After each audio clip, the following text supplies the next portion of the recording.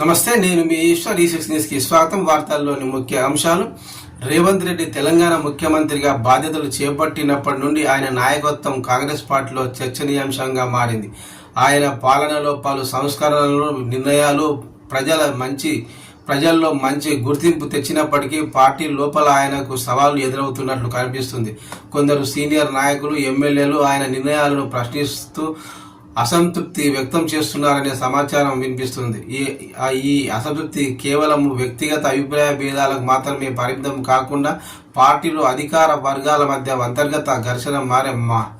అంతర్గత ఘర్షణగా మారే అవకాశం ఉందని రాజకీయ విశ్లేషకులు భావిస్తున్నారు. పార్టీలో రేవంత్ రెడ్డి శైలి, వేగవంతమైన నిర్ణయాలు కొంతమంది నాయకులకు ఇబ్బంది కలిగిస్తున్నాయి.